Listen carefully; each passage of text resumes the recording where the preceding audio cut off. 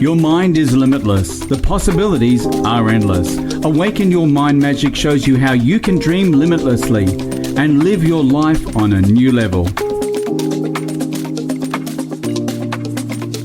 Reminds me of silver on the outside. Susan Kathleen speaks with ordinary people who are living extraordinary lives using the power of their mind. Silver on the outside, gold on the inside. Silver on the outside, gold on the inside. Silver on the outside. Abundance, prosperity, and success. There are no limits to what you can dream. Join Susan Kathleen on a journey into your dreams, making a difference and living life on your own terms. This is Awaken Your Mind Magic. Hello and welcome everyone. My guest speaker today is Brenda Dempsey, whom I've been honored to be invited as one of her guest speakers for her vision and international movement, Voices of Joy.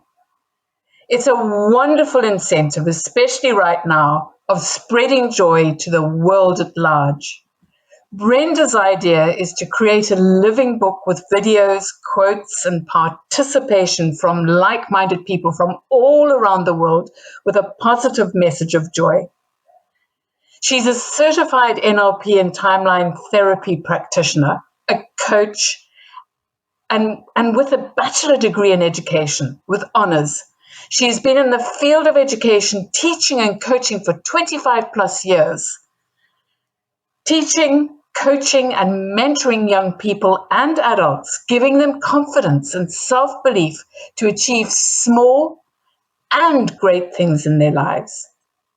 Brenda's a public speaker, a travel blogger, and a brave survivor of domestic abuse.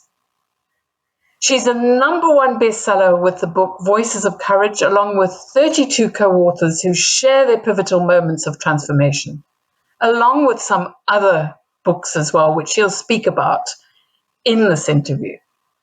She's the founder of the charity for homeless women, helping Handbags Worldwide, among many other things. Welcome, Brenda. It's wonderful to have you with us here on Awaken Your Mind Magic. Thank you very much, Kathleen, and what a wonderful welcome. I really appreciate all your kind words, and I can't wait to get into this conversation. I call them soul talks myself, and I know we're going to reveal amazing things, giving hope to other people and showing them that there is a way to step into their own power, to own their power and be that beacon of light for others. You're so right there, Brenda. And you and I are so like-minded in our thinking. You're a soul sister, without a doubt. Tell us your story, what makes you want to see the world full of joy and positivity, especially right now. You're right, especially right now. And so for me, my story begins in childhood. Like everybody's story, you know, the first 7 years of our life, that's where everything impacts us, and we develop these limiting beliefs and who we become as adults. And for me, whilst I had a happy childhood, I was free. So freedom for me is very important. And right now we're not free. And I think it was the love shown by my parents that despite in terms of wealth, not having a lot, we were rich in terms of feeling secure. You know, I was brought up feeling very secure, had that freedom. And that was so important. And that's developed me in how I view the world, and particularly how I view the compassion within me, because I saw that from my mother.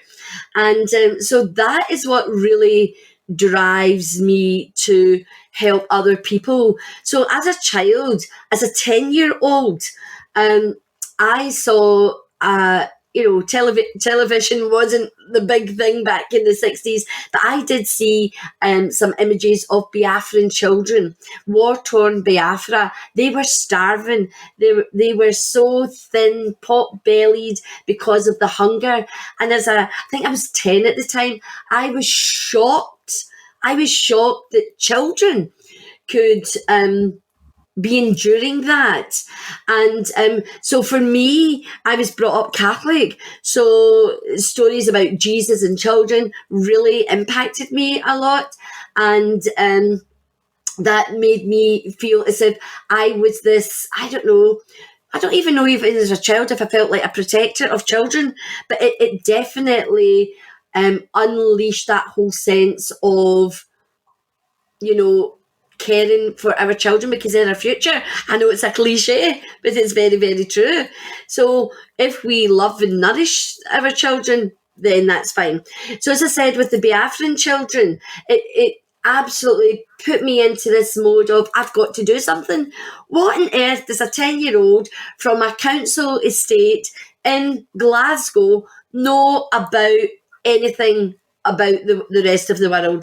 All I knew from school was we gave charity to, excuse my language, but we're going back to the 60s, black babies. And this was a big thing for me. So Africa became part of something in me that I've realised later on in life. But at that time, I went out and created a jumble sale, because that's what we did in those days to raise money. It was jumble sales. So I went round houses, do you have anything for a jumble sale, clothes and bric-a-brac. And then one, I think it was a Saturday morning, because I would be at school, I got all the stuff and laid it out in the street, on the floor, on the ground, and people came.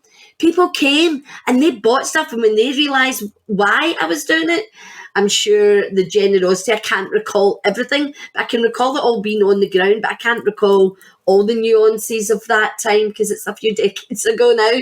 And I raised something in the region of £8 something. Well, £8 odds in 1967, 68 was a lot of money, and some people that was a weekly wage, and I managed to raise that amount of money for these Biafran children.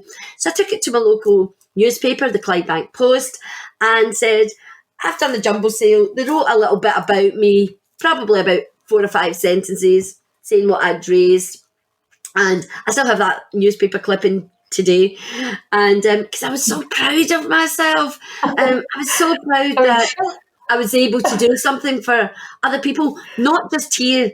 And so for me, it would have been in Scotland, Western Batchelor, but I, even at that tender age, had the foresight to look globally, so that for me. But that also stemmed, one more wee story, and then if you want to ask me something else. I remember a time my mother and I were going to Clydebank, which was about 2 miles away. You could walk it, but you usually got on the bus. So my mother was taking me to go to the bus, and we had to pass this little opening. It was a square to get to the main road. And sitting against the wall was a young woman with 2 children. She had a baby and a toddler, from what I can recall, because I say I'm only about 8, 9, 10 at this time. And my mother, for some reason, stopped and spoke to her, and realised that this lady was homeless with these 2 children. I think, again, please forgive me if I'm not being politically correct, but I'm going back to the 60s. My mother says, oh, she's a gypsy lady, so in those days, gypsies were seen as like homeless people. They didn't have much, and they went about selling, bits of flour. I'm sure, people will understand if they're in that age group. So my mother took me by the hand, and we marched back up to the house, which was only a few hundred yards away. And my mother, she made sandwiches. Now, there'd be something like cheese sandwiches. There wouldn't be much. There might even have been jam sandwiches, because we didn't have money, remember. And she made a bottle of diluting juice, and I think we might have had some plain biscuits, and she made a bag of them. And she took it back and she gave it to the woman. Now, that has a lasting impression on me as to the compassion my mother had and generosity, that even when you've got nothing, you can still find something to share with others less fortunate. And I think we're seeing that so much in the world today. But that had a profound effect on me. So teaching from an early age about Jesus and the Bible protecting children, about the mother with the 2 young children, and what I've learned from my mother, and then taking that further to other people. So that made me realize in those small kind words and kind deeds that you can change someone's life for a moment. Maybe not for a long time, but in that one time, by a smile, just be nice, coming from a loving heart, you make a significant difference in the world. And that has been the catalyst for my life. Thank you for sharing that with us, Brenda. Do you believe that one kind gesture leads to many kind gestures from the person who you've helped or the persons that you've helped? Do you believe that it gives them hope and the ability to see that there is compassion and hope for them? Yes, I absolutely do, Kathleen, without a shadow of a doubt. I talk a lot about the ripple effect, and, so I might do something, it'll impact someone, they'll do something, and it'll impact. Now, it could be the same thing, so you might teach them something, and they go on and teach another person that, and so forth. So there's that ripple effect. But there's the other ripple effect, which is cause and effect, where something happens to them and it makes them think twice about who they are and what they can do. And when they're faced with a situation where they are in the place of power and they can help someone else, I'm sure we believe, well, so-and-so helped me, so I'm in that place and I can now pay that forward, so to speak, and do the same for someone else. Because in that essence of that moment, absolute unconditional love is seen. Absolute, the best of humanity is seen. But I also believe for some people, they need to have that repeated time and time again. So I worked with special needs, and I know the importance of overlearning. And even typical, intelligent people still need overlearning. We need to, because I have this whole process, we know it in our mind, and so our behaviours and it's created from what we know, and then over time, as we get good at it and we start to build a belief, we go into our heart, so we no longer operate or function or perform, whichever of those words you like, from our mindset. We're coming from a place of love, a place of heartfelt compassion for others. It's because we feel good, they'll feel good. But the third step in that, and this is why we need to overlearn and overlearn and overlearn and overlearn, is when we embody it, that we become that which we believe, and we can show that through how we're living our life. No words are needed. So I'm sure we can think of people who in the world, whether they're alive or dead, who lived their life for others, but they didn't go about going, oh, how great I am, I'm doing this, I'm doing that. They just did it, and they let the voice of others speak for their voice. And that's what I believe we have to go to. Now, I could tell you that that's also based on the psychologist approach, Brunner, who talks about a spiral, the way that we learn. So we learn. So let's take adding, something simple, a mathematical subject. We learn to add very simply as children, but by the time we're going to GCSEs, I don't know what you call them in Australia, but GCSE here in the UK, you are more sophisticated at how you add. You can add 6, 7, 8 digit numbers, so you get better at it. So we need to keep revisiting things so that we absorb it into every cell, so we embody it, and it becomes, we don't have to think, we do it in an unconscious way.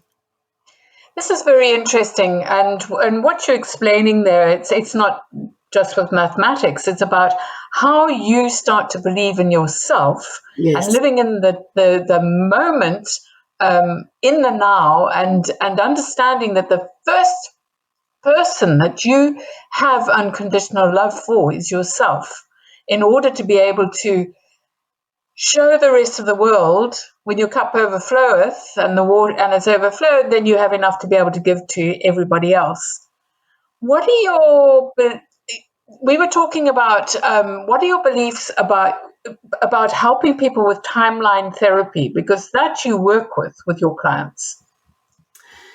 So, I've always been interested in psychology. Obviously, as a teacher, and you learn a lot of psychology as part of your training.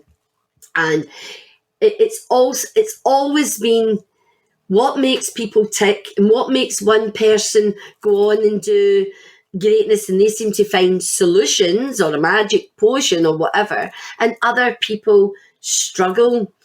Now, timeline therapy. So I came into NLP about 5 years ago.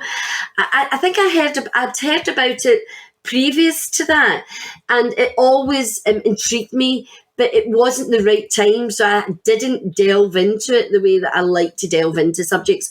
So the time came for me when I was thinking of giving up teaching to do the work that I do now, which is coaching and more, which we'll talk about later. I realised that I had to learn NLP. I had to know how to control my own mind and how I can help other people free themselves from all their limiting beliefs, from the negative mind chatter, from all those things that keep them in the dark, that keep them from not believing in themselves. Because for me, confidence and self-belief is what drives me, because as a teacher for 20 years, I brought that out in children. I brought it out in my peers, and I also brought it out when I became a leader in education. I was able to help people find that in themselves. So for me, when I learned about timeline therapy, which is it's different to NLP, although it uses some of the underpinning philosophy, was that I loved it because I could help people release negativity from childhood and before, whether it's genealogy or it's generational, without having to talk about their problems. I thought this was absolute magic, because because I also think sometimes when we keep raking things up, yes, I understand that you've got to face it and you've got to deal with it, and it's all part of what I do. But there's ways of doing it which is less traumatic for clients. And so therefore with timeline therapy, I've worked with doctors, I've worked with all sorts of professionals and people who just needed something different. They trusted me, they put their faith in me, because they knew nothing about it, and it was like way beyond anything that they'd heard of before or what they thought of. But because they trusted me, I was so privileged and blessed to be able to help them with that. So it allows you to take people back to a time, and because you speak to the unconscious mind, you're not speaking to them consciously, but you consciously ask them for their permission. You can take them back on that beautiful journey. The journey of floating on your timeline is like, it's amazing. It just takes you out of yourself, and it's very calming, very calming. And people are absolutely gobsmacked at what comes up. They went, oh, I forgot about that. Oh, I didn't know that. Where do those words come from? Because in the releasing and letting go of all what doesn't serve them, negativity, of all the little chains which we liken to beat to a string of pearls, the gestalts, and where everything we gather on any one concept, they can let it go like this, because if you know anything about quantum physics, it's instant, it's done. And they come back, and on the way back, we reprogram their limiting thoughts to thoughts that are limitless. So we go from limiting to limitless. And this all happens in, no time at all. And for me, that is truly amazing and remarkable. And when they come back into consciousness, and it's not hypnotherapy, I want to state that as well. But when they come back into full consciousness, what they say is amazing. And I say, you don't need to tell me anything. I don't ask questions. But honest to God, the human psyche wants to tell you, because 9 times out of 10 or 9.5 times out of 10, they're blown away by what came up for them, that they were able to release. And then they begin a new language that they hadn't considered. So then you can build on that using NLP techniques, and then you move. So that's how the two things work really well together. So just one client, I want to say, I had this one client, and she could not say anything good about herself at all because of her upbringing and all her history. And she couldn't say, I am divine at all. She could not say anything like that. And on the first session, she was really reticent, but she kind of, she hesitated to say it. But on the second session, she didn't just say it, she embraced it. So while everything settles again and she's working on what she had to work on, by the time she came back to me for a second session, she could say, I am divine. Now, when I speak to that woman, you cannot believe what she's doing now. She's working with TV and film stars, and not that long ago, she was on the ground. She had no hope. She could see no future for herself. She was just submerged in her pain, her anguish, and her problems at the time. But now she is flourishing. She is flying.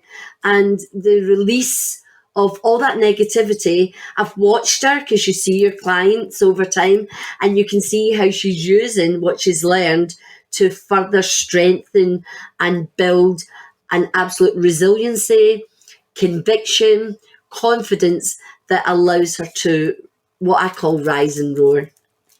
This is what's so exciting about coaching. I mean, as a transformational coach, and I studied quantum and metaphysics for 12 months, and the power of positivity is real. Yes. And this is where I'm going to ask you to go back a little bit, because you have an honorary degree and a degree with honors in education. And I'd love for you to share with the listeners the passion and determination you had when you were actually studying it, what happened to you, and what you went through while you were doing this, because you were involved in a long-term narcissistic relationship. And this, listeners, it's not the word narcissist that people are throwing around, because it's a modern word to use. Narcissists are not just some bloke or gal who's made you not feel so good. These are people who are, they need to go for timeline therapy. Yeah, they do. They need a lot of therapy.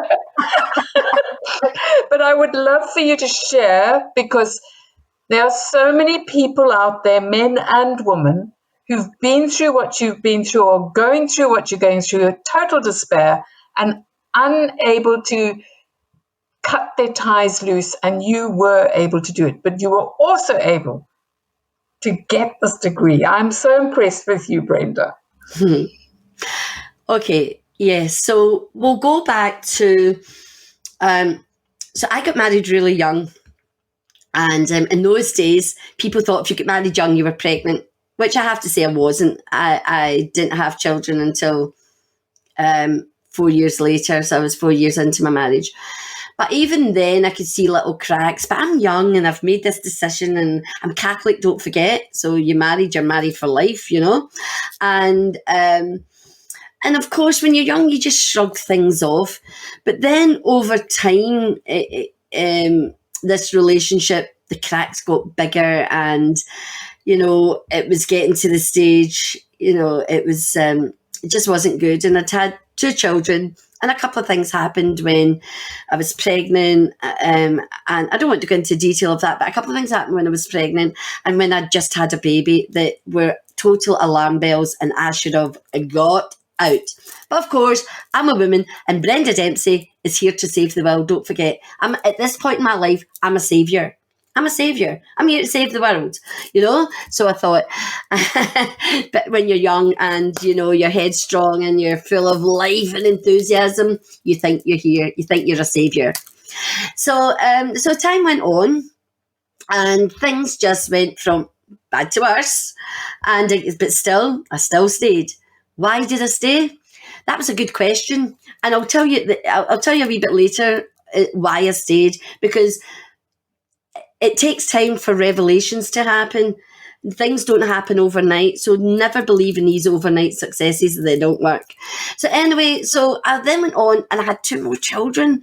So I had 4 children. And I was a busy person. I've always been a busy person. I was involved in the church. I was involved in the local community. I started a mother and toddler group. I was one of the first people to work in a multidisciplinary way.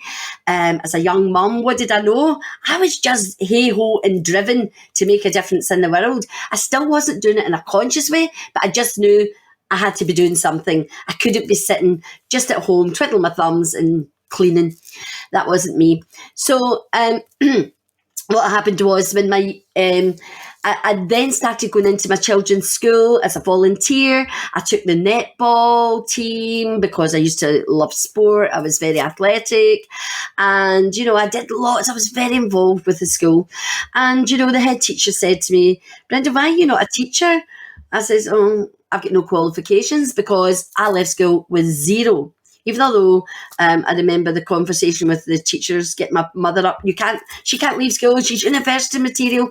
But as I said, I was headstrong, and I got married young. So anyway, I thought, well, maybe I could.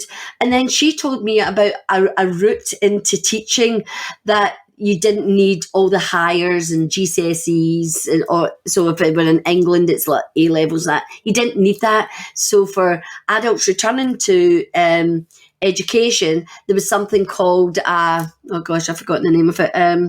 It was this 1-year course that allowed you to get into university, but you had to go through all these panels of interviews. So lo and behold, I got accepted. So when my youngest son went to school, I then decided it was Brenda's time. It was Brenda's time to pick up the reins from an early childhood. I do have to say, and this happens to a lot of people, I'd lost myself. I hadn't a clue. All I knew was to be a mum, a good daughter to parents who were ill, and a good wife, even though I wasn't in a good relationship. So I just kept going. I just kept going and going and going, because that's Brenda, determination. Nothing stops me. I'm a battler, perseverance. I'm out to win. I'm victorious. I'm a brave heart. So I go off to university, and lots of up and downs, a big roller coaster for many reasons. 4 children at school, running about, taking them to dance and football. And many a night I would be up all night studying, particularly when assignments were due or there was an exam. I wouldn't go to bed. I'd be up, I'd get my kids to bed, then I would be studying all night. And meanwhile, things are getting worse in terms of my relationship and what's going on there. So lots of mental abuse, lots of psychological abuse, it was beginning to get physical. So it was really hard going, but I was just ignoring it. I was pushing it because I was driven and I had a why. I had to get this degree to prove to myself I wasn't stupid. That was the most important thing to me, because I was sick of my husband telling me I was stupid and there was no use. And I knew I was a clever person, but I didn't have any qualifications. So I then believed that I was stupid. So I went off to uni, as I say, and it came to the end of the 3rd year, where I had taken conservation was one of my specialist subjects, along with PE and dance. And so part of that meant I had to go for a week, and it was compulsory. You couldn't not go. I had to go for this week's I forgot what the word you call them when you go on these field trip. Field trip. I had to go on a field trip to Amsterdam to learn about how they've reclaimed the land. So at that time, my husband just was refusing to let me go. He's saying, you're not going, and all this, because he used to accuse me of all sorts of things, I'm sure you can imagine. And but anyway, I says, I have to go. I cannot not go. It's part of my degree. I won't get my degree if I don't go. So at that time, he worked away in business, which was a godsend, because when he was away in business, I could breathe. So he was on business. He was in Ireland, and he was supposed to come back a couple of days before I was due to leave. And I got a phone call. I've got to stay here. I can't come back. I goes, you need to be back because I'm going on Saturday morning to Amsterdam.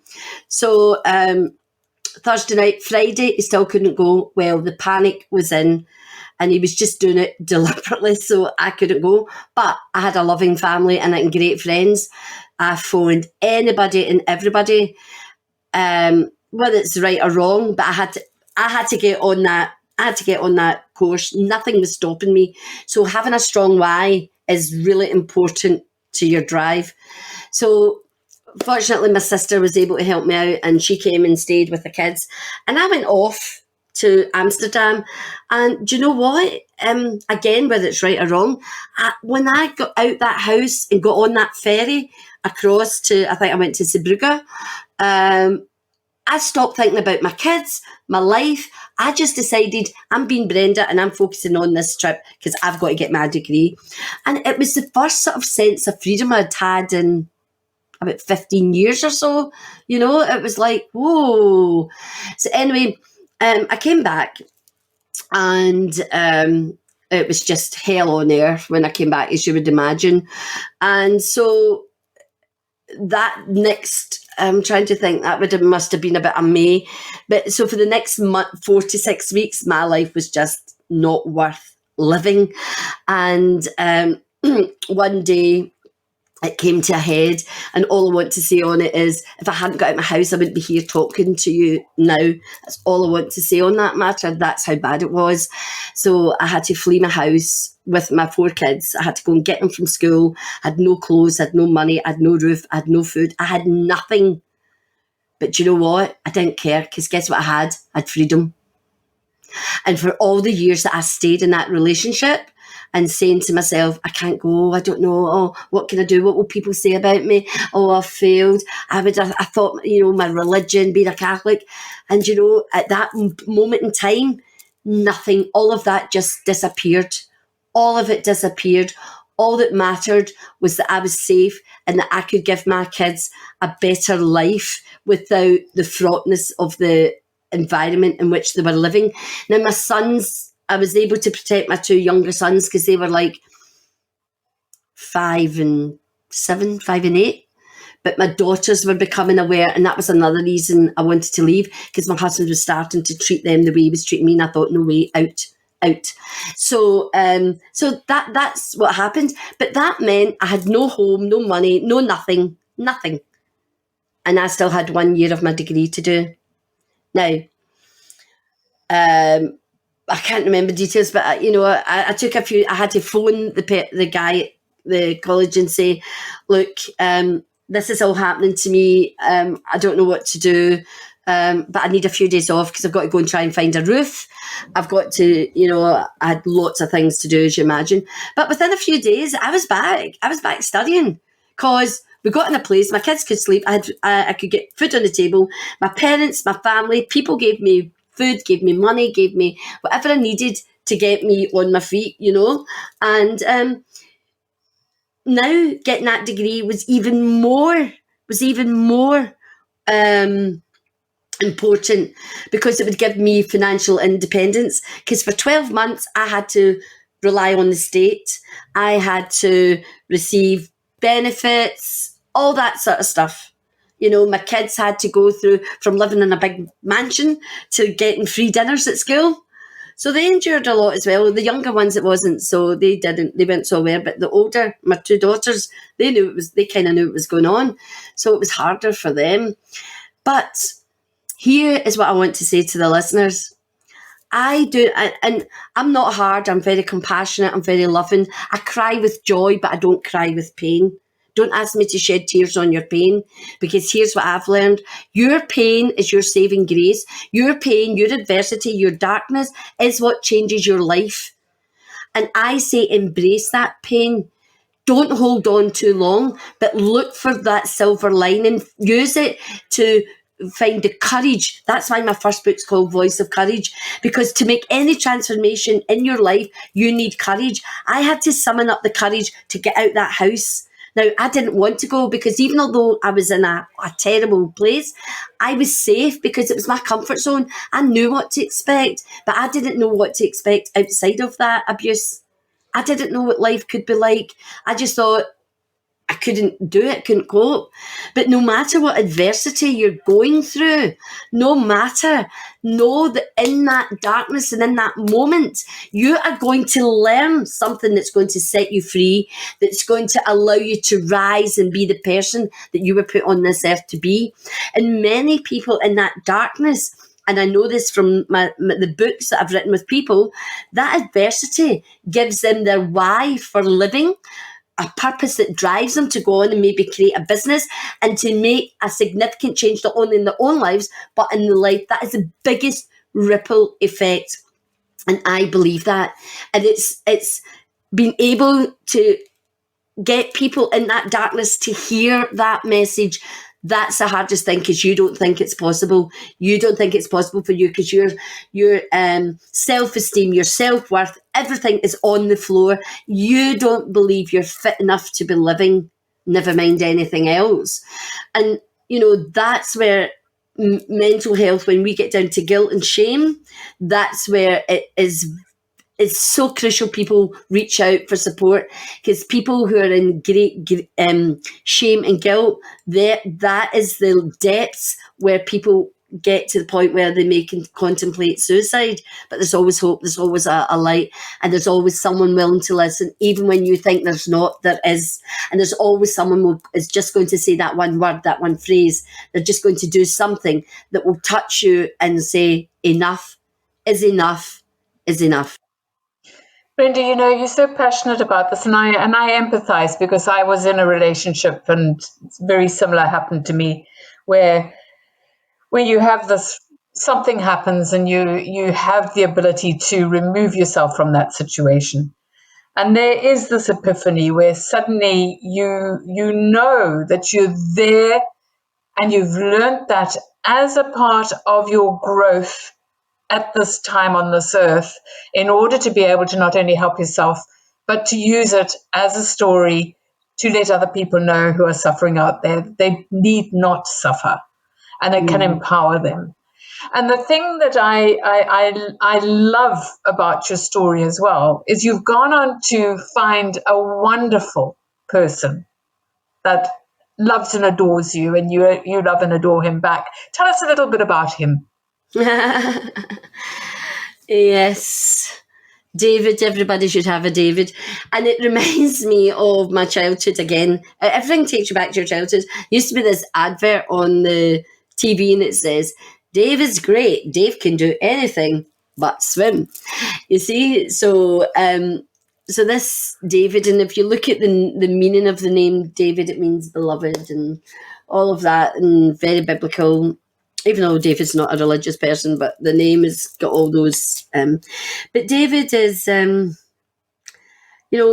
wouldn't be where I am today if David hadn't come into my life, because David gave me, if you know anything about Maslow's hierarchy of need, he was able to give me that grounding and, being safe, being secure, not having to worry about anything.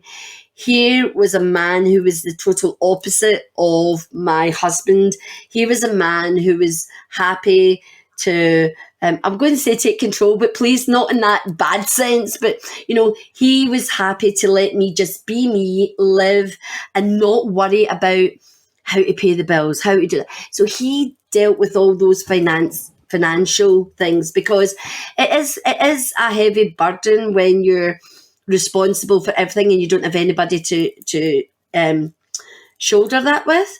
But anyway, so he was great. So I was able to just be me and do what I love. So when I first came, I moved from, well, what happened before I met David was my parents had died. They both died with just a year apart. And my children had left home. I was an empty nester. I'd lost my parents, and I'd seen my parents every day because they'd ill health. My mum had lupus. My father had chronic asthma and all that kind of stuff, you know. And so I went from a woman who everybody depended on to a woman where nobody depended on. Actually, I think that's still something I need to work on, actually, because that's a huge gaping hole, you know. So, but I was blessed because I was a teacher. So my school depended on me. Those kids depended on me. And by this time I'm working in special needs. So those kids really needed me, because kids with autism, and they need their routine, and if you don't come up, they get all like this. So I was so dependable. In 8 years of teaching, I think I had 4 days off sick, maybe 5. I was never sick. Because I'm happy. Because when you're in a good place and happy, you don't get sick. You don't get sick, you know. So I rarely got a cold. As I say, I think I had about 4 or 5 days off in total in 8 years. But so David came into my life, and I was allowed. It was not allowed. That's the wrong word again. I was provided. I was provided this space to do what I wanted. And what happened was I got onto the personal development journey, because although I was on a personal development journey, it wasn't conscious. So, but I got onto this personal development, and it got to a point where teaching no longer fulfilled me. Now, that was a huge one to absorb, because I'd wanted to be a teacher since I was 6. And now, instead of loving, I was the kind of teacher, I was in school at 7:30 and I was leaving at 6. I was so dedicated to it. Remember, I had nothing else, so I could dedicate all this time to going to my work early and coming home a bit later than other people. I had no children, so I was happy to do all this extra work to give a high, excellent standard, because that's what I aim for all the time. Not perfection, but excellence. So so it got to stage, and I said to David, I don't think I can do this teaching anymore. Now, this was a huge decision, because I was looking at giving up a very handsome salary for nothing. But let's go back to when I was in that place where I had to leave my marriage. I was beginning to get into that place. I was not happy, and I'd been happy for the last 8 years, don't forget. So I was loving this, but I was starting to get miserable. I was just going into my work. I wasn't performing. That's unheard of for me, because I give 100%, because integrity is my number one value. So, but anyway, so David could see what was happening to me, and he just said to me one day, "Right, Brenda, if you really want to give up your work, you can do so. I'll support you." And what he meant was he'd support me financially, so I wouldn't need to worry about anything, you know. And do you know what?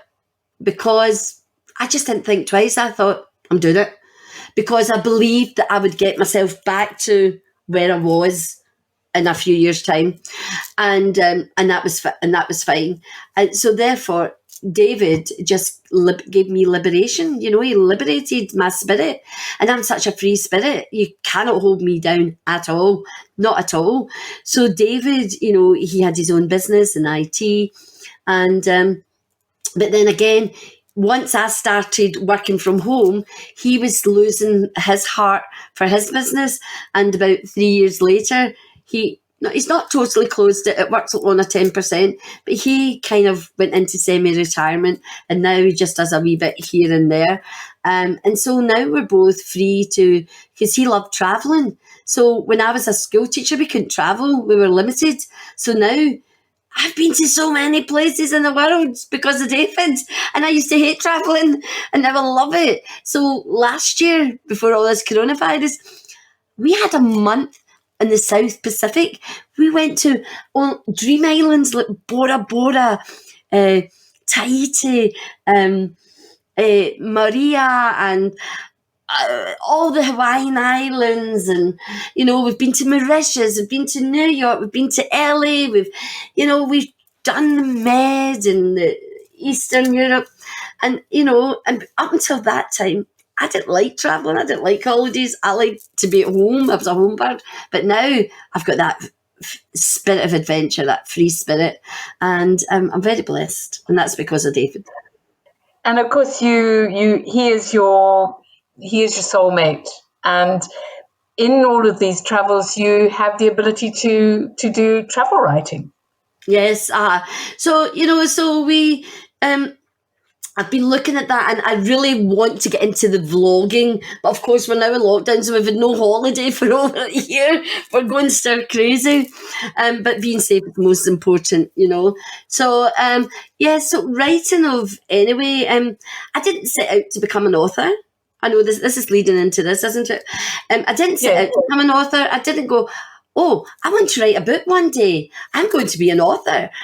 No, everything in my life, I believe in the power of what's for you won't go by you, and that there is a path for me.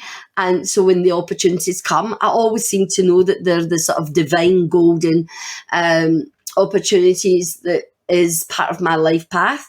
So I had an opportunity through someone I knew who said, someone's writing a book and they're looking for people to write 200 words to have a page in a book. Are you interested? And I thought, why not? I can be an author. But it still wasn't it wasn't a passionate, deep-rooted love, So I did that, and, that was a bit of an experience. Then about a year later, I got another opportunity, but this was about leadership. And I had this whole new concept around holistic leadership and She Who Leads, which looks at the best in a number of concepts around leadership. So agile leadership, thought leadership, not holistic leadership.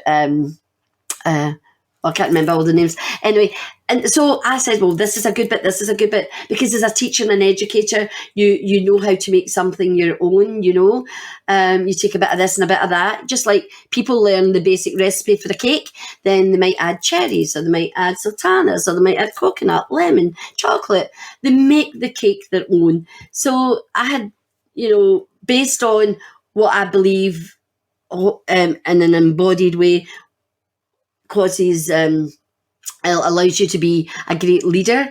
I developed that. So I got an opportunity to write a whole chapter, 3,000 words, on leadership. So that happened, and I liked that, and I got to become an international best-selling author. And I thought, I think I would like to do that, because I love the idea of bringing people together. That's what I do now. I bring people together, put them out there and make them shine, give them absolutely resilient confidence, soul confidence, I call it, and conviction that allows them to go on. So I thought I'll write this book, and pivotal moments is a very important phrase. And I called it in the interim pivotal moments. And my book's got its own story, because I won't say the name of the publisher, I went with a big American publisher that a lot of people know. And that totally imploded. So I was left with a book that I could do nothing with, that had 33 women in it. And I thought, oh my God, I've got this responsibility. And I promised X, Y, and Z, but this publishing house in America let me down. So lo and behold, how people come into your life. Somebody introduced me to this man who was a publisher, and he says, don't worry, I can help you. I'll turn your book around and we can relaunch it. So we got a new cover. It was called Pivotal Moments, Voices of Courage. So we turned it around and called it Voices of Courage. And that happened, and that was just amazing, bringing people together. So that gave me a taste of starting to write my own books, but the power of bringing these women together was amazing. So then a year later, I decided to do the second book called Voices of Hope, but this time I'd learned a lot, and the focus was women in business. It was women in business and how they'd used their adversity to create a business, because that's in a very long, convoluted way is really what I did, although it wasn't my own business in the first place, but it was teaching. But how you can use adversity and darkness to your advantage by finding the courage and the hope and the light and finding your life purpose. So that's what I did with Voices of Hope, and that is just amazing what's happened with many of the women in Voices of Hope. So that got launched last year, and you mentioned Voices of Joy. So I said to my friend, I'm not doing another book, because it's quite a lot when you're dealing with 30 other ladies, let me tell you. It's worth Even it. one. It's worth it with the dynamics and, expectations. And so you learn a lot, let me say. So I thought, I'm not doing another book. I said, I'm going to give myself a rest, and I'm going to write my own book. So it's a Brenda Dempsey book. And so yeah, I've lost my train of thought. Hold on, let me get it back. Yeah, so Voices of Joy. I decided in mid-December, because I'd launched it, became a best-selling book, and under my own steam. So I was so proud of myself, because I had achieved this bestseller myself. I didn't have anybody else's help. I proved myself that I could do it, and I did. And that's what drives me, aiming for greatness and all of that. It's important. So I decided, and joy kept coming up, because I was in that high vibe, really whoa place. And I thought, do you know what? What about if I do a book where it's not a book, it's not a traditional book, but people can come and tell just short stories on what joy means for them? What if I call it Voices of Joy? Because your voice is your truth, so that word's very important for me. So I thought, well, what if we do that and invite people in? I can make nice little memes, because I love being creative. And I thought, yeah, I'm going to do that. So I said to a few people, and I had my first month filled up. And then I just started saying to people, anybody I spoke to, if I thought they were influential and they had that absolute what I was looking for, I would just say, I'm doing Voices of Joy. Would you like to be a contributor? It was free. This time it was free. In the other books, the authors paid just a small amount, I've got to say. Didn't really make any money. But that's not the point. But with Voice of Joy, it could be free and it could be online. And I thought, I'll call it a living book, because the book is alive. It's got energy that maybe a traditional book doesn't have. So I did that. And then by 2 weeks into that, started that on the 1st of January, 2 weeks into that, I thought, no, I'm making a book. I'm taking one page for every day of the year on those Voices of Joy, and I'm going to create a book at the end of the year, so we can continue in 2021 what joy is. And oh my God, did I know we were having a coronavirus and lockdown globally? No, I did not. I tell you, we'll be looking for those Voices of Joy. That will be an amazing book. Joy, one day a year, to help us get through 2021. Talk about being a visionary. You did well. Tell us a little bit about your charities, because I love your handbag story. I think that's brilliant. Yeah. So what have I said already? I don't go looking for anything. I didn't sit one day going, I'm going to start a charity. No. I was on half term in October, 5 years ago now, 2015. Yeah, that'll be 5 years this year. I was at home, as you do, scrolling through Facebook, and I was still a teacher, but I was starting to build up a presence on Facebook, and people were getting to know who Brenda Dempsey was. And I saw this post, and it was a picture of a handbag that was open, and it had a few things in it. And it says, the next take a once loved handbag, fill it with sanitary and hygiene products, and give it to the first homeless woman you see. Well, it stopped me in my tracks, and I thought, that's easy. I can do that. And so I thought, that would be good. I thought, so without even thinking, I just reposted it. I said, this looks like a great idea. What do you think? And honest to God, within seconds, minutes, I started to be inundated with people saying, yeah, I think it's a good idea. I'd like to do that. So I then thought to myself, right, I'll put another post out asking who wants to come with me into London and give out these handbags. we'll all get a handbag each. We'll go to London as a group and we'll do it. I thought it'd be a great idea. It'd be a great way of getting people, like-minded people together. So I put that out. Well, I didn't get 2, 3, 4, 5. Within an hour, I had a website. I had a team. I had hundreds, literally hundreds, which turned into thousands within like a week or two of all these women. I want your help. Can I do it in my area? Can I do it in my area? So, as I say, I thought, oh my God, I went on to GoDaddy. I thought, what can I call it? And I'm on a call with somebody. What could we call this? What could we call it? I said, oh, we're helping handbags. Let's say it's worldwide, because a lot of these women weren't just from the UK. So I went and helpinghandbagsworldwide.com was there, and I thought, it's a sign, let's buy it, And then lo and behold, I got somebody to create the website, etc., etc. And within 6 weeks, we delivered 10,000 handbags to the homeless in the UK. It's such a fabulous story, Brenda. And this is also, you're limitless. Your mind, it's totally limitless. Limitless, yeah, that's me. You are.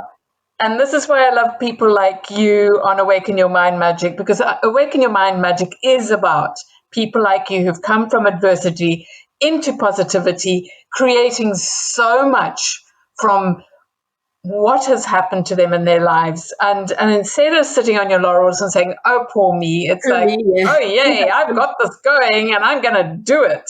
Yeah. And you've helped so many people. Brenda, how do our listeners contact you and get hold of you? I do know that you have what I call a strategy session that you can offer to people as well to come to you so that they can coach with you as well. Do let the listeners know more. You see, even this is a great opportune moment for me, the timing of this podcast and interview, because I am just about to launch my new website, new programs, everything based on that. And it's about releasing your genie. We've all got a power and magic in us, and we need to release our genie, because when our genie is released, we accelerate our potential. And that is what I bring to the table and enable people to do. Empower them, whichever these words resonates with you. Empower, enable, help, support, guide, whatever. And really it's women in business for me, because when you can release that genie, when you can use the left-hand side of the brain in strategy, in structure and systems, the 3 S's of business, I call it, when you bring creativity, the magic of the spirit, and you merge those left and right hand brain in your infinity, you are limitless. You will rise. So how people can get me is www.brendadempsey.co.uk is the website.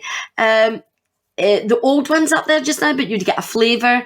But the new one is coming in the next week to 2 weeks. Hopefully it's just about there. They can connect with me at hello@brendadempsey.co.uk.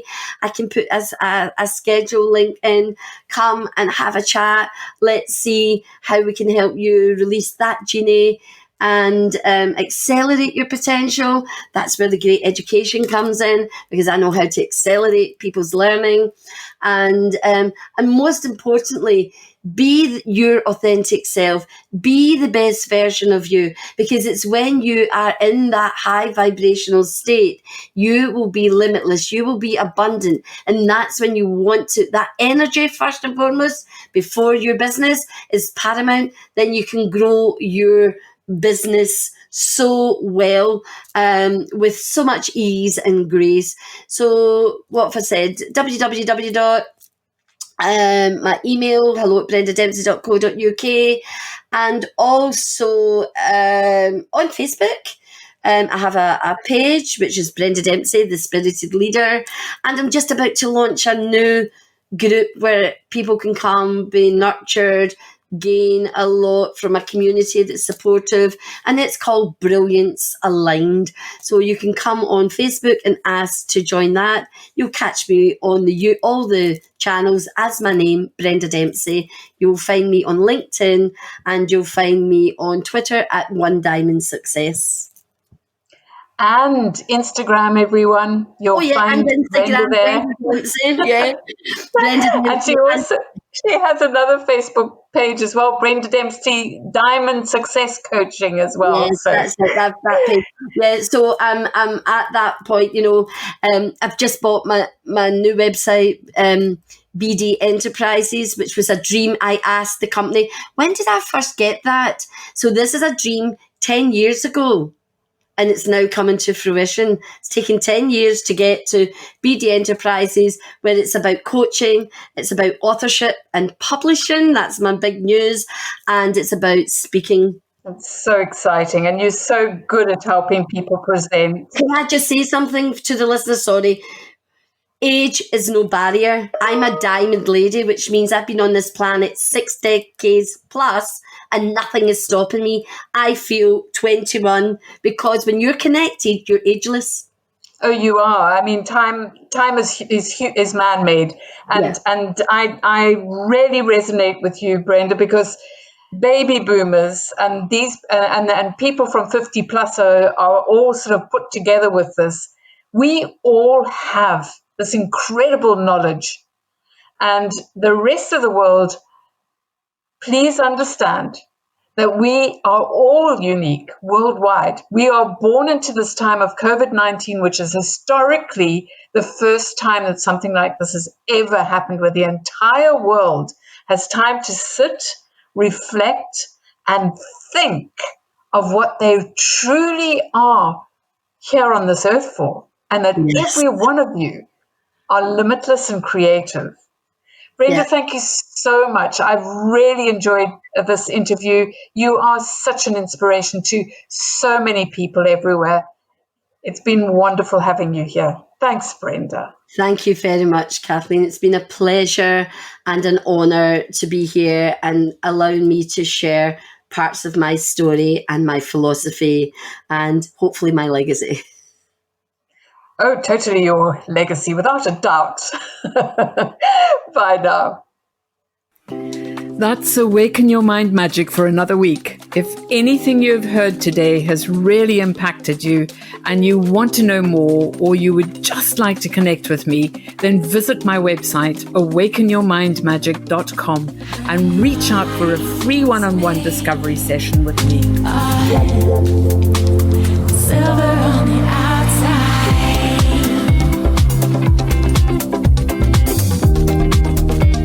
Silver on the outside, gold on the inside.